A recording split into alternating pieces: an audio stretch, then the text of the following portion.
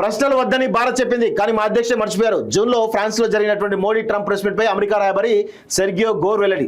ప్రశ్నలు వద్దని భారత్ చెప్పింది, ఇజ్జత్ పోతుంది మన భారతదేశం. Already Narendra Modi last time June లో మోడీ ట్రంప్ మీటింగ్ కి వెళ్ళినప్పుడు అక్కడ ఉన్నటువంటి ఒక విలేకరి, ఒక అమ్మాయి, ఒక యంగ్ జర్నలిస్ట్ నరేంద్ర మోడీని డైరెక్ట్ ప్రశ్న అడుగుతుంది. నరేంద్ర మోడీ డైరెక్ట్ ప్రశ్న అడిగేదంటే ఈయన సమానం చెప్పలేక లేచి డైరెక్ట్ వెళ్ళిపోతాడు. అప్పుడే ఇజ్జత్ పోయింది ప్రపంచ దేశాల ముందు. తర్వాత భారత రాయబారి ప్రెస్ మీట్ పెట్టి దానికి సమానం చెప్పి మళ్ళీ ఇజ్జత్ తీసుకుంటాడు. మీరు అడిగిన ప్రశ్న మా దగ్గర సమానం లేనట్టు మాట్లాడతారు.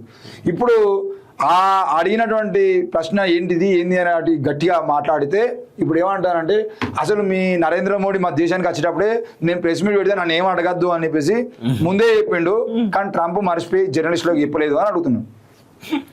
జర్నలిస్టులకు చెప్పడం మర్చిపోయిండు. ఆయనే ట్రంప్ చేతిలో కీలుబొమ్మ. మోడీ అనే వ్యక్తి ట్రంప్ చేతిలో కీలుబొమ్మ, నో డౌట్ అలా. ఎందుకంటే అమెరికా ఎట్లయితే మోడీ ట్రంప్ ఎట్లయితే అట్లా ఆడుతూ ఉంటాడు.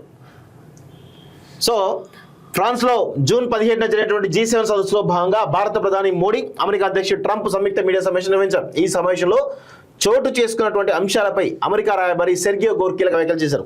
మీడియా సమావేశంలో విలేకరుల ప్రశ్నల కార్యక్రమం వద్దని భారత్ కోరిందని తెలిపారు. దీనికి అధ్యక్షుడు ట్రంప్ కూడా అంగీకరించారని, అయితే సమావేశం ప్రారంభమైన తర్వాత ఆ విషయాన్ని ఆయన మర్చిపోయారని చెప్పారు.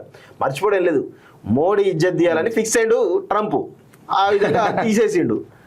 సో ఎందుకంటే మోడీ ఎవరి చేతిలో ఉండాలి, ఈయన ట్రంప్ చేతిలో కీలుబొమ్మగా ఉండాలి. అప్పుడప్పుడు షాక్ తగిలియాలి కాబట్టి షాక్ తగిలిస్తూ ఉంటాడు, మొట్టికాయలు వేస్తుంటారు కదా అప్పుడప్పుడు, అట్లా ఇచ్చినట్టు అంతే తప్పే ఉండదు అక్కడ. ట్రంప్ కూడా అంగీకరించారని, అయితే సమావేశం ప్రారంభమైన తర్వాత ఈ విషయాన్ని ఆయన మర్చిపోయారని చెప్పారు. ఈ మేరకు ఎకనామిక్స్ టైమ్స్ ప్రపంచ నేతల సదస్సులో శనివారం గోర్ వివరించారు. మీడియా సమావేశంలో ప్రశ్నలు వద్దని భారత్ కోరినట్లు ట్రంప్కు ముందే చెప్పాం అని గోర్ పేర్కొన్నారు. తర్వాత ప్రెస్ కాన్ఫరెన్స్ ప్రారంభమైంది. తొలుత ఇరువురు ప్రారంభ వ్యాఖ్యలు చేసినట్లు వివరించారు. కొన్ని నిమిషాల పాటు ఇరువురు మాట్లాడారు. అకస్మాత్తుగా ట్రంప్ విలేకరులతో ప్రశ్నలు ఏమైనా ఉన్నాయా అని అడిగారు. తర్వాత అనేక విషయాలు ప్రస్తావనకు వచ్చాయి అని గోర్ తెలిపారు. గోర్ వెల్లడించిన విషయాలపై భారత విదేశాంగ శాఖ అధికారులు స్పందించారు. మోడీ ట్రంప్ సంయుక్త ప్రెస్ కాన్ఫరెన్స్ లో వివిఐపీల ప్రోటోకాల్ నిబంధనలే పాటించమన్నారు. ముఖ్యంగా దక్షిణాఫ్రికా, ఉక్రెయిన్ అధ్యక్షులతో ట్రంప్ జరిపిన సంభాషణ అనంతరం ఆయన ఊహించని ప్రవర్తన విషయంలో విదేశీ ప్రజలు జాగ్రత్తలు తీసుకున్నారని తెలిపారు. అలాగే భారత్ కూడా జాగ్రత్తగా వ్యవహరించిందని తెలిపారంటూ చూస్తున్నాం. ఏం లేదు, డ్యామేజ్ కంట్రోల్ చేసుకునే భాగంగా ఇది చేస్తున్నట్టుగా చాలా స్పష్టంగా తెలుస్తాం తప్ప ఏం లేదు అక్కడ అవుతుంది కథ. ఓపీటీకి $1,00,000 ఫీజట.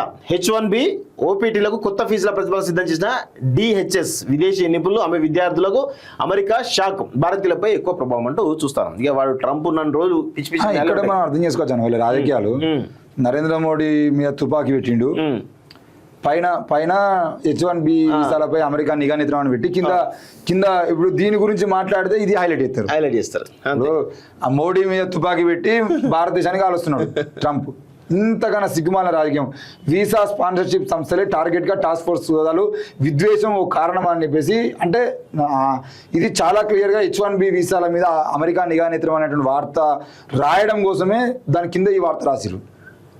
ఇప్పుడు దీని గురించే మాట్లాడుకుంటాము, దీన్ని మర్చిపోతాం మనం. అంటే భారతదేశాన్ని ఎంత దారుణంగా ట్రంప్ ఆడుకుంటున్నా అనే విషయాన్ని మనం మాట్లాడుకోవాలంటే మరి దీని గురించి ఏంది అని అడుగుతారు వాళ్ళు. అంతే, 100% అదే జరుగుతుంది. ఇక మనము మళ్ళా దేశం వెలిగిపోతుంది, దేశం మొత్తం ముందు ఊరుకుతుంది, ఒకటే ఆగుతలేదు అసలు, దేశం ఒకటే ఊరుకుడాట.